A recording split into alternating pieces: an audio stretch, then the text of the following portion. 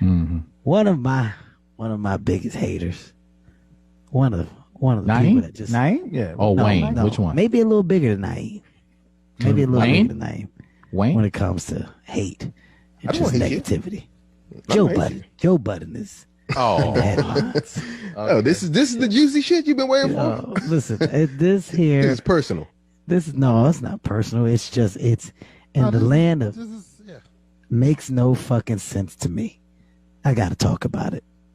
Joe Budden has been very vocal in the media and the press about his dealings with his podcast and relationships with those that have supported his podcast.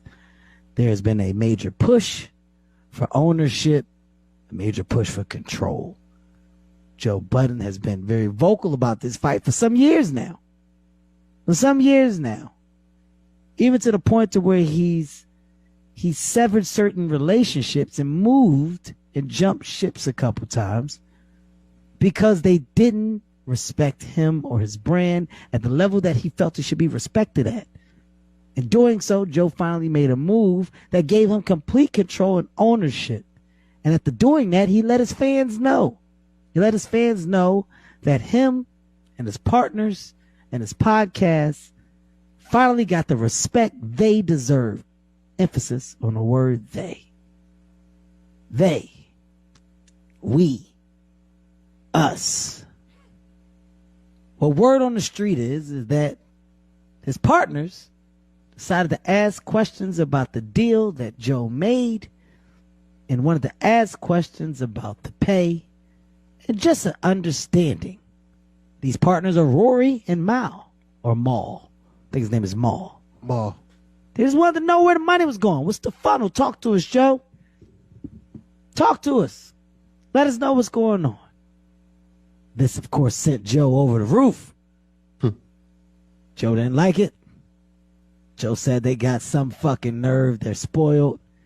Asking me about what I own. Fuck that. You guys don't need to know shit. This caused a major uproar. Of course, these two gentlemen decided to take a stance. Fuck that, Joe. You don't tell us what's going on, then we're not coming back. Well, fuck y'all. Y'all fired, Joe says. Podcast now is no more. Wait. This podcast. They canceled the whole thing?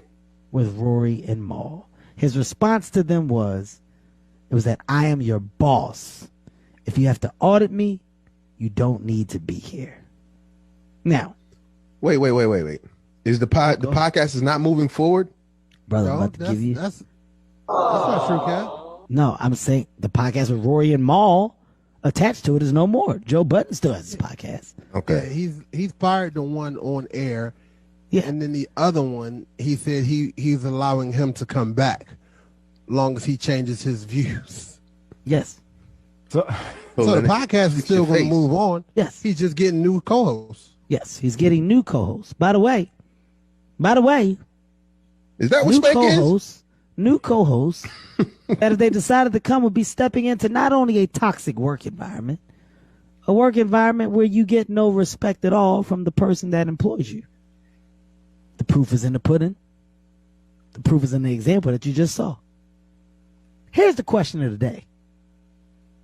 How does it make sense to you to have such strong actions against the people that were with you as you built the brand that you now stand on and demand respect for? This brand that has allowed you to not only succeed and have success has been accompanied by your partners. Work for hires maybe, but they're your partners. I got something to say. Please. So while I agree with you, we never ask you what you got coming in. Mm-hmm. And if we did, we know you wouldn't fire us, but would you feel some type of way about that? No, which is why I open up the dialogue all the time. You guys don't ask because you're always in the know.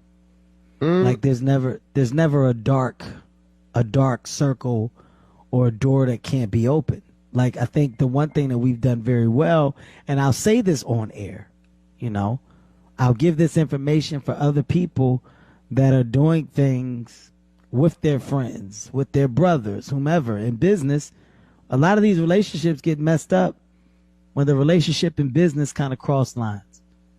And the one thing that I've always done to try to prevent that to the best of my ability, and I think I've done a great job so far, is give the information. Give the information, give the ins and outs so there's understanding. And if there are questions, we table them as partners, as a group, because no matter what, the machine is our machine. Regardless of my name or not, it's our machine, and I would never make my guys feel as if it wasn't. So for the life of me, this isn't a petty moment. This is a real vocal moment that I'm just taking the opportunity to make sure I say. I've witnessed this man be vocal about so much on behalf of me, my career, my moves, and everything. And I don't care. I shut up. I don't give a fuck. Here's what it is. You guys know I'm no stranger to negativity. I don't care about that. But I actually was a supporter of the progression of him and his podcast. From afar. I'm a fan of your growth. I'm a fan of what you're doing and the conversation behind it. That's dope. Yo, he's not doing business here. He wants to own it. He wants control. It's dope. To see you publicly shit on the guys that was with you, that's an example of poor leadership. That's an example of why you are where you are. This is why. Here's the answer. Point blank. You want to be by yourself. You want to be King Dingaling. Whoa. You can't do that. You can't do that. Wealth should be shared, not owned. Facts. So this is a shout out, man, to Rory and Maul.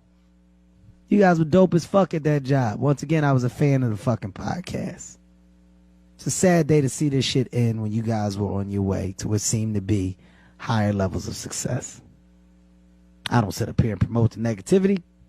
Wish there was a world where you can work it out, but you need a good fucking leader